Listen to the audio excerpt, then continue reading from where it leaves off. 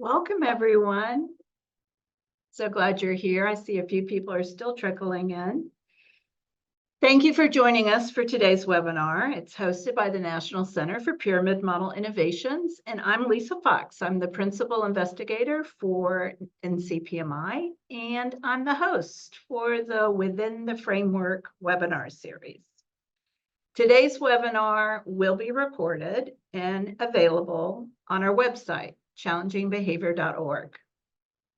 I also wanted to point out to you that we posted some really valuable resources for you on the registration page with this webinar. So you may want to pull those down, and those also include the slides. So today's topic is addressing exclusionary discipline, developing a child guidance policy that supports inclusion. I'm super excited to have Dr. Longstreth and Garrity from San Diego State University with us, and I know you're going to enjoy this. I've learned so much from them. I'm going to have them introduce themselves, and then I'll set the stage a little bit for our conversation.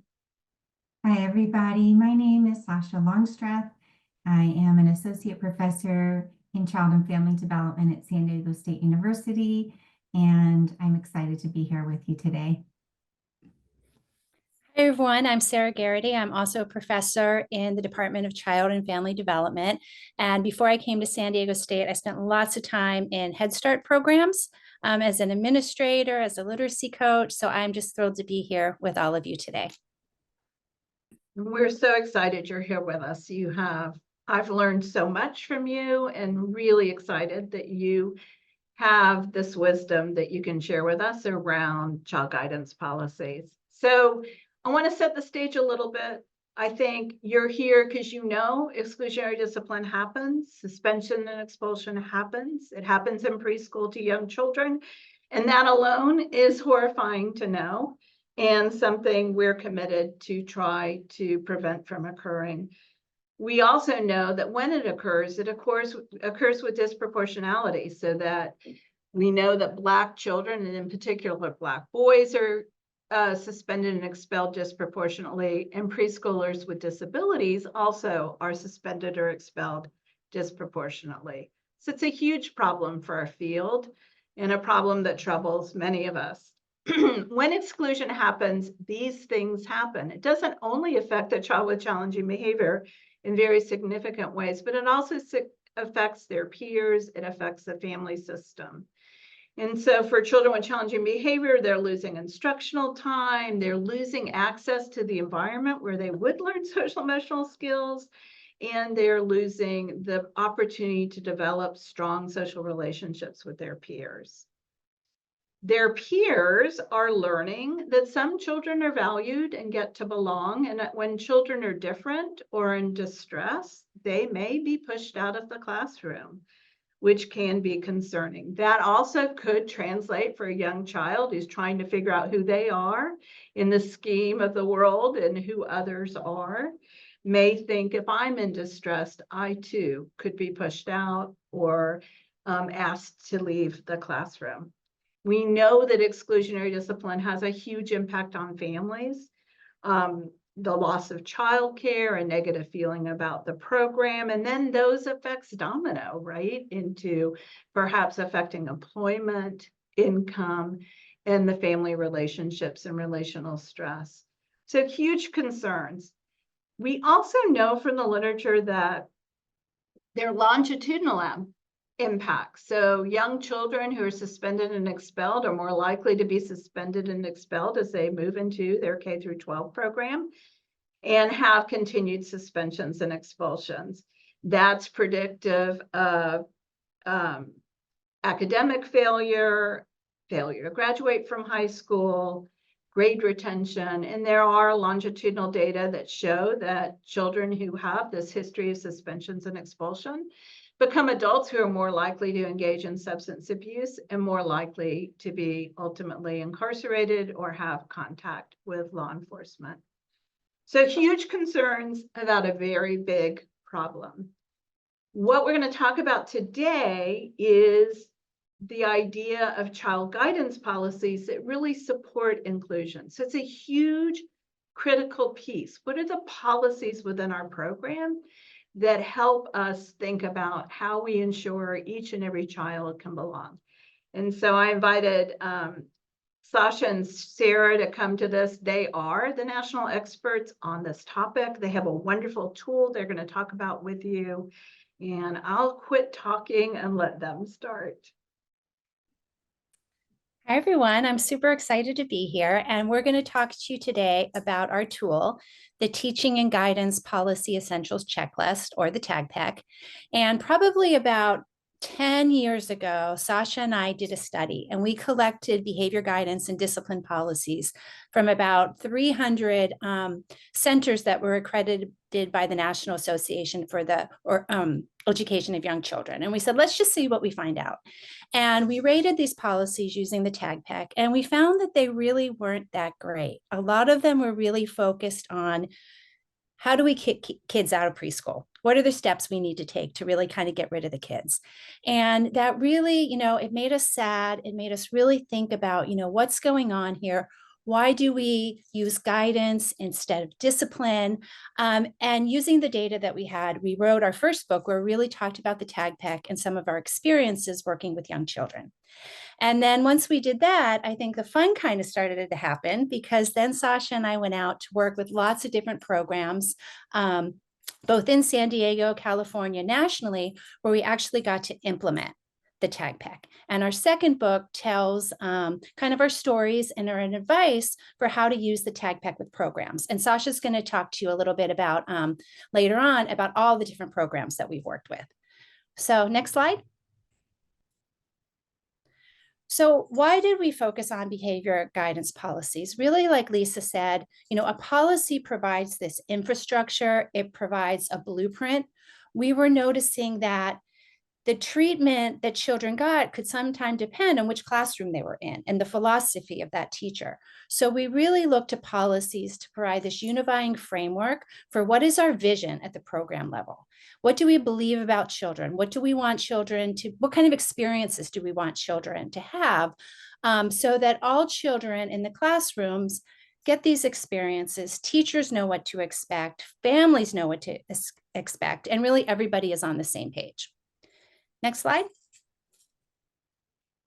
So hopefully y'all have the TAGPEC. I know we shared it with you. It might be helpful for you to take it out and take a look.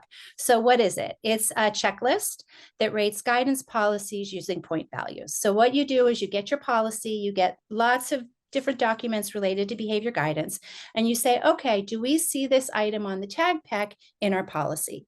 If the answer is yes, you give a score of 2 points. If it's emerging, you see it a little bit, you give 1 point, and if you don't see it at all, you give no points. And so really the higher the score on the TAGPEC, the higher the quality of the behavior guidance policy. And I think it's really important to say that pretty early on, we realized that we did not want this to be an evaluative tool where, oh, well, this center got a 52, this center only got a 10. The TAGPEC's really not like that. It really is more of a tool for discussion. So Sasha and I always laugh that I'm a little bit harder than she is. I tend to give out 0 points. And Sasha will say, no, I think that was emerging. And then we have a conversation. So it's really an opportunity to sit around with your team and talk about what you believe children can do, what you believe children deserve, and come to consensus about really what you want your program to look like. Next slide. So our philosophy is really central to our work, and we really believe on guidance rather than discipline. We talk about discipline policies, but we really mean guidance policies, because we believe that the role of the caregiver is to teach children appropriate ways to behave. They don't come into the world knowing how to use their words to solve complex problems. We really need to guide them. We don't use strategies that are punitive, degrading, or dehumanizing. And I think really important, our approach is preventive rather than reactive. We really want to prevent problems from occurring rather than react after they've already happened. We also believe that child behavior is transactional in nature, with both caregivers and the child contributing to the relationship. So we really center that relationship as a place where problems can be solved, where teachable moments can occur, where we can really teach children through socialization more appropriate ways to get their needs met. Next slide. And then again, when we wrote our first book, we really thought like, wow, why are so many of these policies focused on suspending and excluding children? What's going on? So we came up with these 5 assumptions, which you'll hear us say over and over again, that the role of the adult is to teach children appropriate social emotional skills. We really believe that relationships guide and regulate behavior. We believe that behavior is communication. And I remember learning about this in graduate school. And I was like, wow, yeah, behavior is communication. That makes a lot of sense to me. We believe that each child is a unique individual. And then we also believe that implicit bias affects decision making. And this is such an important reason why policies are so important. So you can really analyze data. Are you living up to the goals of your policy? Are you really acting in ways that are combating or causing you to reflect on your implicit bias? Next slide. So we have 7 essential features of the TAGPEC, and hopefully you can see them on your tool. And the first one, not surprising, you've heard me say it, is intentional focus on teaching social emotional skills. The second one is inclusive, developmentally, culturally, and linguistically appropriate learning environment. And this one is italicized because we've changed this one quite a bit. I think after our first iteration with the TAGPEC, we said, wow, you know, we really don't address culture and language enough. We need to update the TAGPEC. Then this last iteration, we said, you know, we really need to focus more on inclusivity and really creating policies that support children with disabilities and their family.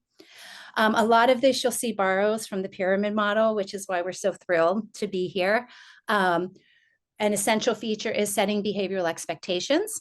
Another one is preventing and addressing challenging behaviors using a tiered model of intervention like the pyramid model. What we found in our research is there was a lot of talk in behavior guidance policies about the first level and the third level, not a lot about the second level of intervention. Unfortunately, not surprisingly, a lot of programs that we looked at didn't talk about working with families, which is really central to our approach. It's essential feature number 5. Staff training and professional development. If you have a policy, but it sits on the shelf, it's not doing anybody good. You have to, you know, train parents and families. And then finally, the use of data for continuous improvement to make sure that your policy really is working and to make tweaks and adjustments as needed. Next slide. I think this is you, Sasha.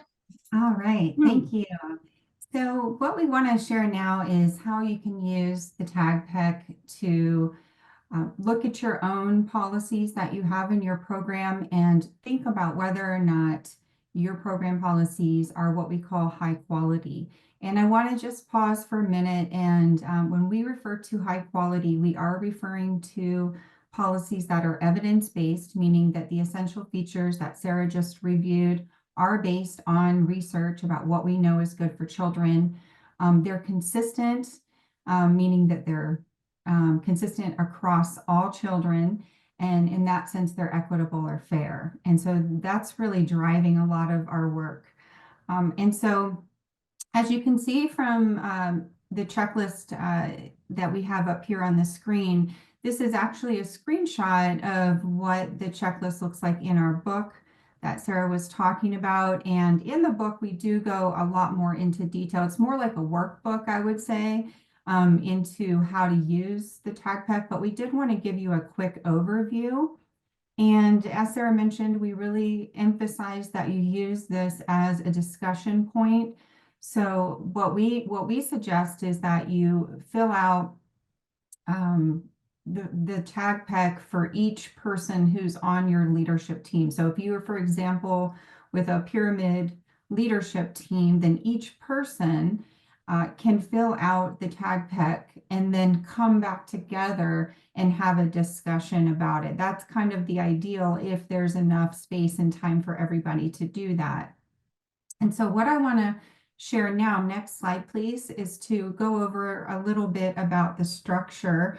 As you can see, each essential feature is listed in the TAGPEC. And if you don't mind moving to the next slide, I think I show this in a little bit more detail. Yeah, thank you. So each essential feature is listed first, followed by a number of items. And as Sarah mentioned, there's 7 total essential features. So think of them like broad topic areas. And then in total, there's 34 items. So it's relatively short. And there's various items for each essential feature. So you first would read the essential feature and then go through and read each item and then score it. Is it a yes, emerging, or a no? And, you can do this on paper or you can do it, on a spreadsheet, whatever works best for your team. Again, what matters most is not that it's perfect, but more that you're noticing things that can be strengths and things that can be improved. Next slide, please. So we've been really fortunate in working with Lisa because our work over the years did originally evolve from this idea of inclusion.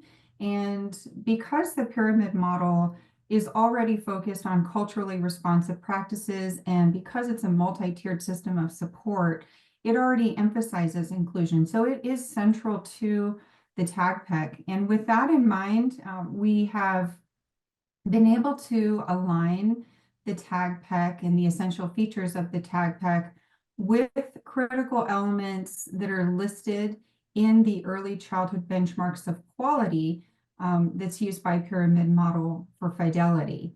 And so I want to briefly go through this table here to just kind of illustrate how, if you are part again of a Pyramid Model leadership team, then integrating the TAGPEC into your work is going to be pretty seamless. And in fact, we realized that in looking at the benchmarks of quality under establishing a leadership team, item number 5, it actually states that the program has a child discipline policy statement that includes the promotion of social emotional skills, use of positive guidance, and prevention approaches, and eliminates the use of suspension and expulsion. So not only are the essential features aligned, but our general philosophical approach is also very much aligned. So if you look at our first essential feature, intentional focus on teaching social emotional skills, it aligns with the BOQ's promoting social emotional skill development as a core feature of the pyramid model. Essential feature 2, developing developmentally and culturally appropriate learning environments, aligns with the pyramid model practice checklists for infant, toddler, and preschool classrooms, the pyramid model fidelity tools, specifically the teaching pyramid observation tool and the teaching pyramid infant toddler observation scales.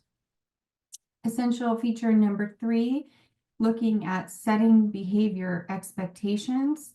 Under the BOQ items 14 to 20, it describes program-wide expectations.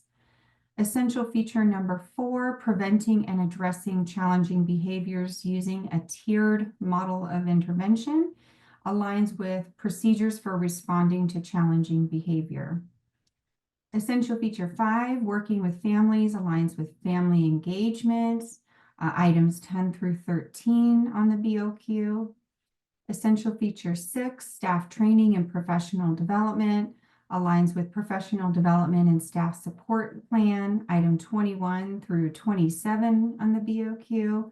And finally, essential feature number 7, use of data for continuous improvement, aligns with monitoring, implementation, and outcomes, which are items 35 and 41 on the BOQ. And we wanted to go through this in detail because if you look at the benchmarks of quality, it really does provide clear guidance as to what kinds of tools, what kinds of specific practices that you could implement and also make explicit in your behavior guidance plan. Next slide, please. So in our book, we talk about the 5-step process, and we wanted to briefly share with you what this process could look like for your pyramid model leadership team. We want to also emphasize that if you're an early childhood mental health consultant, if you are a quality rating improvement coach, If you are anybody who is providing support to early childhood education leaders and programs, then you can go through this process. And so the first step is to convene your team. So if you're in a pyramid model leadership team, you can convene your team and also consider adding additional staff members. For example, you might want to bring in family members. We've had a couple of programs who have included parents to give their input. You might also want to consider bringing on early childhood mental health consultants or other folks who are behavior specialists. And just make sure that, you know, you're being comprehensive according to the setting that you're in. We're going to describe a couple of these settings in a minute, but we've had folks, for example, who were counselors in pre-K through 3 programs. We've had special ed teachers. It really varies depending on your specific setting. The second step is that you're going to look at your score at item number 5 on the BOQ. And once again, that was that one I read earlier, just whether or not you have a child discipline policy statement that includes the promotion of social emotional skills, etc. And either it's not in place, it's partially in place, or it's in place. And then reflect on whether or not what you do have in place aligns with the pyramid model's principles. And then think about any revisions or goals or priorities that you might have as a team. And then the next step, step 3, is to gather all of your existing documents that your program has that relate to addressing behavior. So for example, this can include policy statements. Some folks have a standalone policy statement. A lot of programs we've worked with, though, don't have a standalone policy statement. They have information about child guidance in, for example, staff and family handbooks, in family newsletters, or sometimes in behavior collection tools like the BERS is a good example, the Behavior Incident Report System. So there's different places where this might exist. And so it might take some digging around to pull it all together. And then as you reflect on your policy and start to revise it, you're going to also revise these documents so that all of your documentation is explicit. And then step 4 is when you can use the TAGPEC to assess the quality of your behavior guidance policy. And the way that Sarah and I do it, as I mentioned, as we each will score it. When we've worked with programs, we ask everybody on the team to score all of the documents. So we take them all into consideration, even if they're not in one place. Ultimately, we do recommend that programs create a single document that reflects all of the essential features, and then you can have blurbs or pieces of it reflected in these additional documents. But we rate it, and then we talk about, as a team, we discuss what were the strengths, what were the areas of the policy that we think could be improved. And one of the things that we've learned from speaking with programs who have gone through this process is that, you know, it's ambitious to say, I'm going to create a perfect policy and also implement it. And so we encourage programs to really think realistically and to prioritize what they are able to do at any given time. And sometimes that means that the policy isn't going to be perfect, but, you know, it takes a long time to make these changes. So we suggest doing what works best for your individual program. And then based on that, we create some action steps and some target completion dates. Typically, Sarah and I take about 3 months to work with a program to really have these discussions and to work on revising the policy. It's a very collaborative process. And then it takes a lot longer to actually implement it, right? Because then it means training the teachers, providing training for the families. And so that process can take up to a year. And then, of course, there's going to be some collection of data on whether or not these policies are working, which can take longer. So we encourage you to have sort of a long view of this, knowing that it's a process. And then that's really step 5, is implementing and monitoring your new behavior guidance policy. And we typically think about what kinds of professional development do the administrators and staff in this program need versus another program. For example, we worked with programs that, based on their policy, they felt like they needed more training on working with children with disabilities. And we worked with other programs who said we need more training on for teachers to address implicit bias. And all of these things are excellent goals. And what we try to do is to individualize it, to say, what is it that your program needs? And we offer professional development at that time based on those needs. Next slide. So Sarah and I have been using the TAGPEC in a variety of different settings, and we'd be happy to share more about our experiences if anybody wants to reach out after the webinar. And they've varied from community-based preschools to Head Start programs, state-funded programs. We've worked with private preschools. We've worked at statewide coaching QRAS systems. Recently, we've been working more with early childhood mental health consultants. We've worked with school districts, which is another interesting challenge, because in a school district, you're not only working with pre-K guidance policies, but you're working with K through 5 or grade 6 discipline policies, and they're vastly different. So that's a unique challenge, but definitely well worth it. We've also worked with early intervention and home visitors and family child care centers. Next slide. As I mentioned, one of the areas that we've been focused on most recently is developing our role as programmatic consultants in early childhood mental health consultation. And the way that we do that, if anybody in the webinar is working as part of an early childhood mental health consultation team, is we do the same. We work with a child psychologist who provides the individual child and family level consultation. And then additionally, we have a group of individuals who provide support and training to classroom level teachers. And then Sarah and I work with the administrators or program leaders to provide programmatic consultation.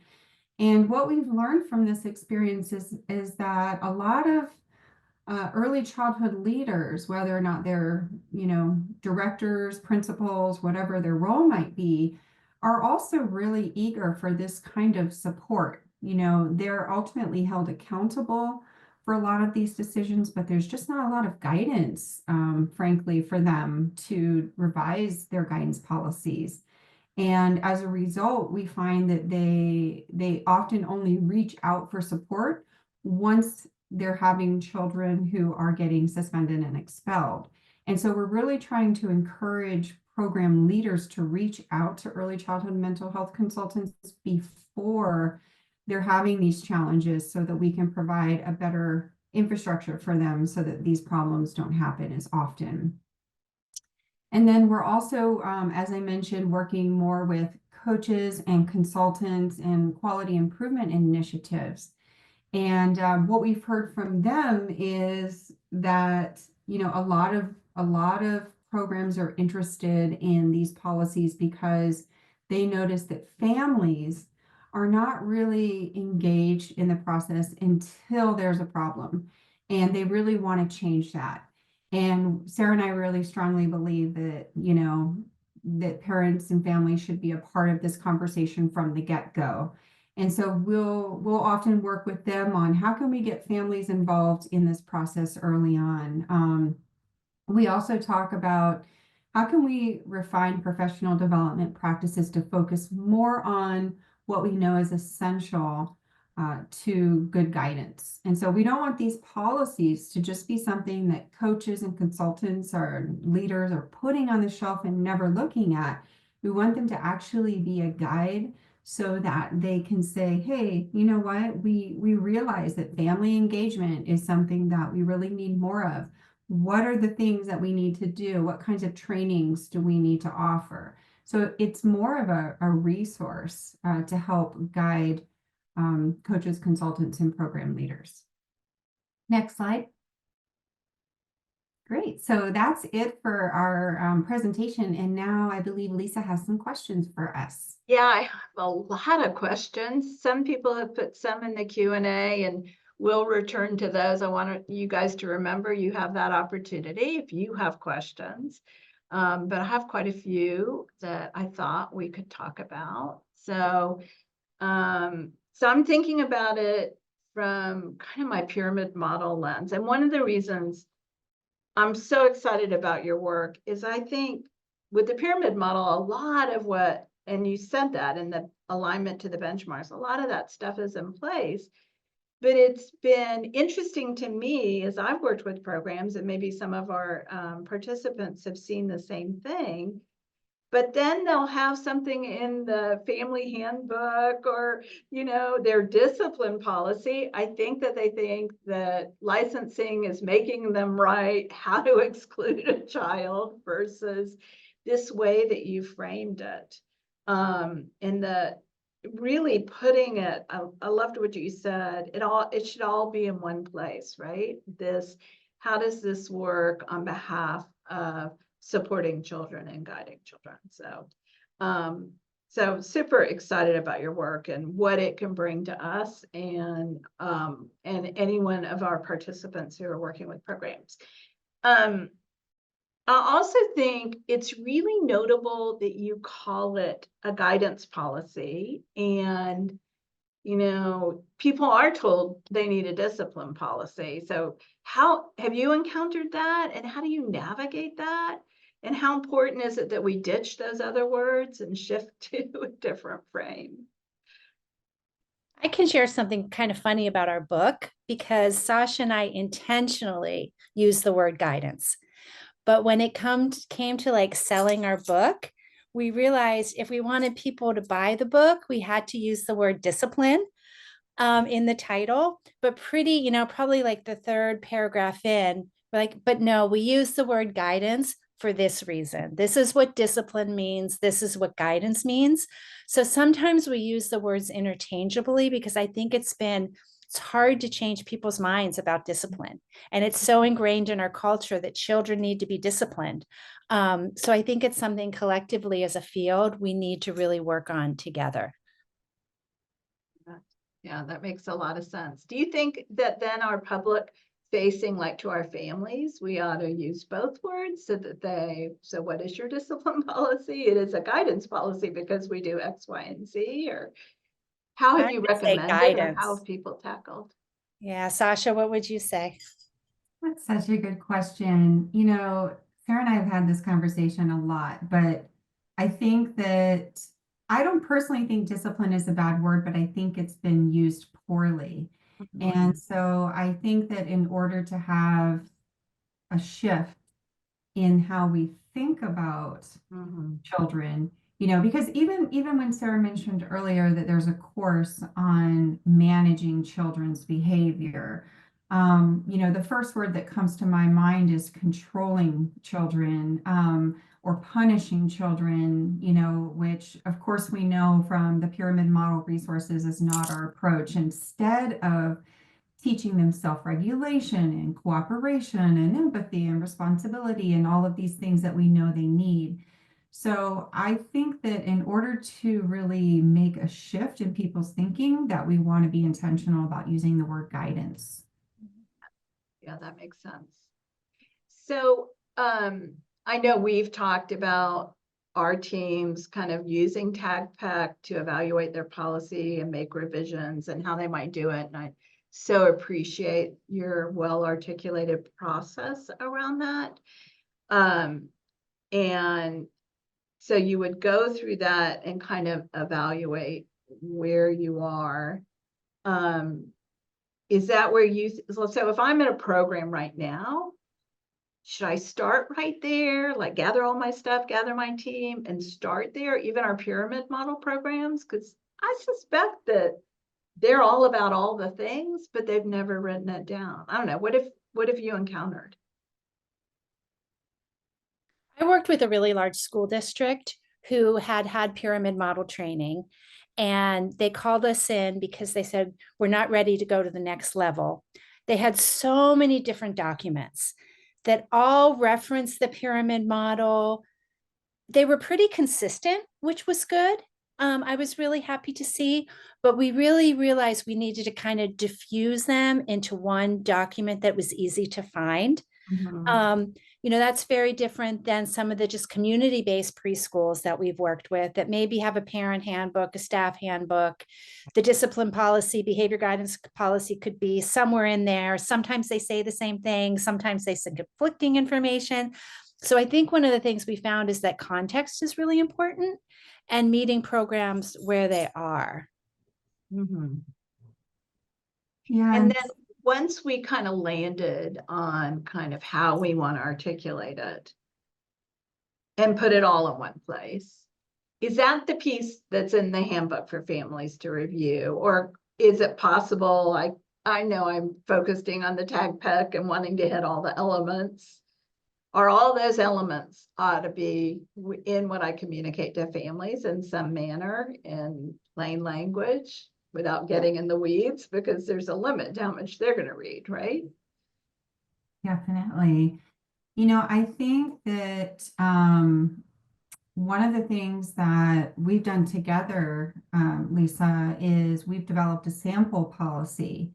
And what that demonstrated was how you can really create a policy that is in clear language and that is explicit and that is a manageable amount of text and that also covers all of those features. And so if you do have a parent handbook, I recommend attaching that guidance policy to it and saying, please refer to this policy statement. Because what we've learned is that if we aren't explicit about what our expectations are, then people might make assumptions or they might not think about it at all. And so we do think it's important to share that with families in very clear language. And one of the things that we think is kind of a fun, actually, part of our job is individualizing the policy to the program, because we worked with Reggio Emilia programs who really want to focus on creativity and belonging, and and we've been able to integrate that philosophy into this same belief that teaching is intentional, but also on a social emotional level, not just when it comes to art and science, for example, right? And we've also worked with, as Sarah mentioned, Head Start programs who have very well written mental health policies, but maybe it's not its own behavior guidance policy that the teachers are going to also read, that the family members are going to also read. So we think it's important to have a document that everybody has access to in clean and simple language. One other thing that I wanted to mention about that is we have on a couple of occasions had an opportunity to offer a parent training on the policy. That's an area though where we'd love to see more effort and more work, and to see what that would look like, because we'd love to see more family engagement. I love that idea. Yeah. I think there's so much more we could do around family engagement on everything, for sure. There are a lot of good questions in the chat, and one of them is important. Someone asked, is the TAGPEC only used on existing policy, or could you use it as a guide to develop one? Absolutely. We've had programs start from nothing and use the TAGPEC. We've had programs that had 1 million documents and use the TAGPEC to kind of whittle them down a little bit. Great, great. And then someone said, we're finding that some lack the understanding of providing tiered support, and that's why they refer to exclusionary practices. So, and she poses, I believe they pose, what would be considered tier 2 in a MTSS. And I can share on the pyramid frame, you know, we think about tier 2 or the tier of prior to universal high quality practices and a rich social emotional curriculum. We refer to teaching social emotional skills all day, every day. That's what I mean by universal practices with a rich curriculum. And I think about tier 2 as being more intentional and individualized in supporting that child that might not engage in behaviors that are dangerous or harmful or unsafe, but there are either behaviors that are problematic for their engagement or their peer relationships or their ability to kind of modulate their strong emotions. But how do y'all think about it when you're working with programs? I think you described it perfectly. And again, we didn't see a lot of that, right, Sasha? You know, sometimes we'll look, do they talk about an intentional social emotional curriculum? We read sometimes about conscious discipline, second step. Do they do scripted stories? Do they have small group social groups? I think that's how we really think about tier 2, Sasha, would you say? But again, we don't see it a lot.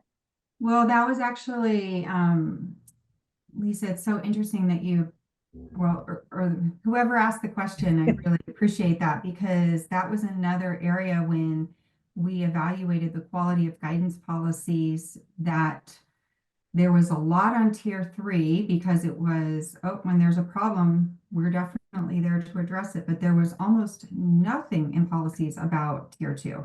Almost, I think it was less than 5% of policies addressed it. And so what we learned from that is that there isn't a lot of, there could be a lot more work being done in tier 2, but we aren't aware of it. It's not explicit. That's where we find that classroom level consultation is really helpful, and where, you know, teachers can get more support in creating small group activities, for example. So yeah. Great question. Yeah, wonderful question. People are curious about sample policies and if they're in your book. And somebody asked about the one that we did on the guidance document for PMI, which was Sunshine School, of course, it's here in Florida. And I know y'all looked at the Sunshine. Did you feel like a Sunshine School policy would hit most of the points? And Absolutely. they are asking if it's ideal. I don't know if it's ideal, but. And I think Sasha said this, you know, sometimes it's aspirational, right? We really thought, you know, should we put something in about universal screening as one of our items? Because we know there's some programs that just don't have the money, they don't have the manpower, they can't do universal screening of all children, but we know it's the best practice. So I think Sasha said it really well, that this is kind of an iterative, continuous improvement. You know, getting the perfect policy is probably never going to happen, but I think we just want it to be something that feels comfortable to the center and the program and the community. Yeah.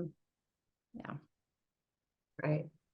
Yeah. Yeah, to your question, Lisa, about the sample, yes, our book does have many different samples. And what I want to emphasize again is that, like Sarah, for example, worked with a school in Barrio Logan here in San Diego, and you can see that the values of that community are very much reflected. And so there's a variety of different examples. And the one that that you provided, Lisa, called in that resource, Developing a Child Guidance Policy, I'm not sure if we're able to share that with the participants, but I think it's an excellent sample of a child guidance policy, especially because it's already so nicely aligned with the pyramid model. You know, and it actually also has links, which I really appreciate, to, you know, to the tools and to the BOQ. So I think it's a great one, and it clearly lays out how the TAGPEC aligns with each section of the policy. And, you know, I think it's only like 2 or 3 pages long, so it's doable, right? It's doable. They're hard to write. I mean, Yeah. It frankly, is. but it's the process. It's like the process of doing it. Really, I can see if working with a team that the process of doing it puts you in a place of reflection, right? Kind of critical reflection. And have we been clear about it within our program? And what is it we're committed to? And it helps us answer the question, well, what if these, you know, are we ready? Are we teaching children social emotional skills intentionally? And how do we do it? And do all of our teachers know that that's an expectation? I love the idea of the policy existing when you onboard new people, right? That you're able to train new people, that you're able to articulate to families that it's going to be okay.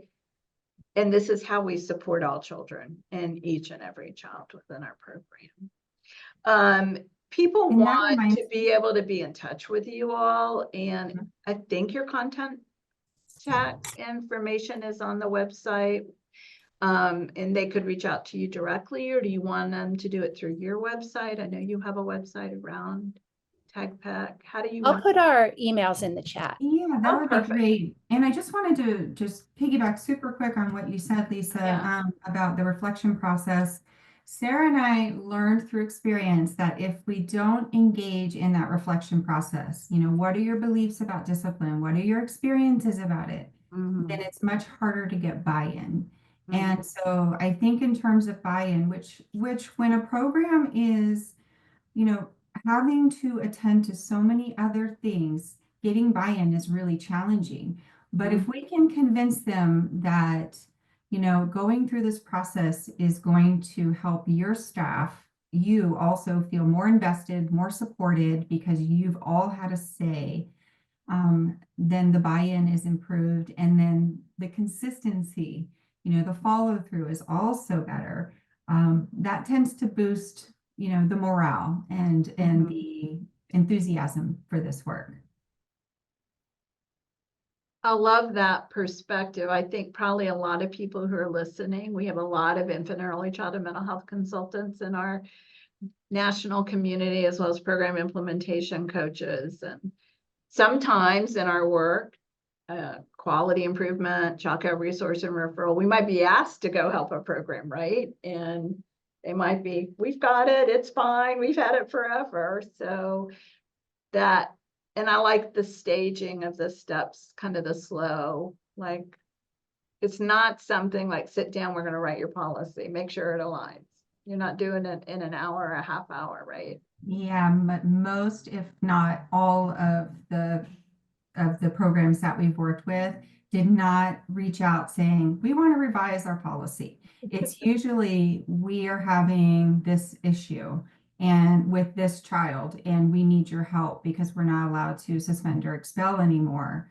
And so it's our way in, and we do meet them where they are, but then we want to shift that to saying, you know, let's think about the long view. You know, how might we really think about this in the future? You know, we'll help you with the situation, and also, can we think about how to create the support for you? And with administrators, a lot of times they will appreciate that because they'll say, oh, this is going to help me because then I have a resource that I can refer to and tell families, this is why we're doing this, you know, tell teachers, this is why we're doing this. And so hopefully it helps everybody, but it does take time.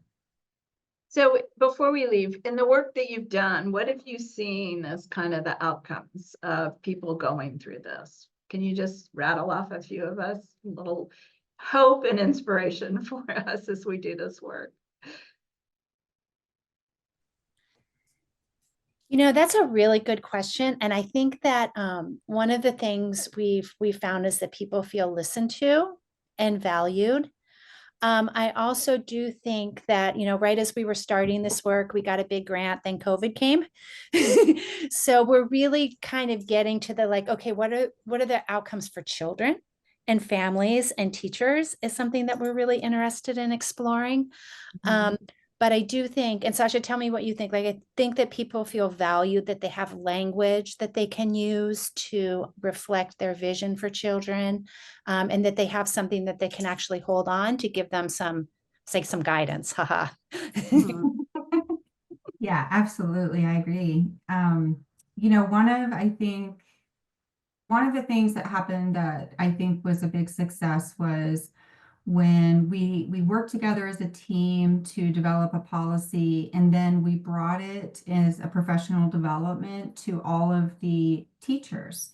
And we divided them into infant, toddler, and preschool. And there were about 90 teachers there. And we had them all review the policy and give their input. And especially for our infant, toddler teachers who oftentimes aren't considered when we think about guidance, but are so critical because they're the foundation. They had so many phenomenal ideas, and these ideas, we wrote them all down.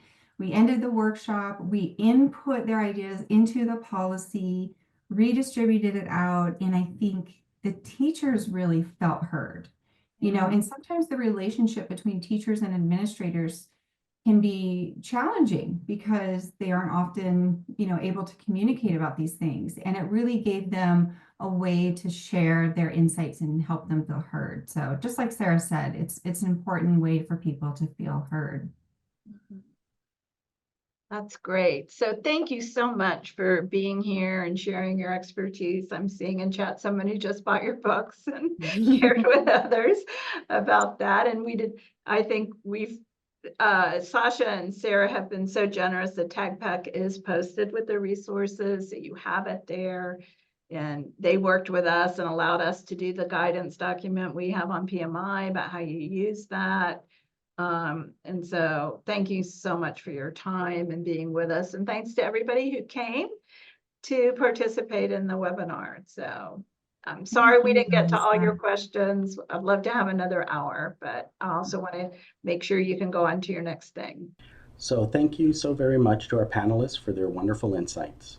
Your feedback is very important to the work that we do.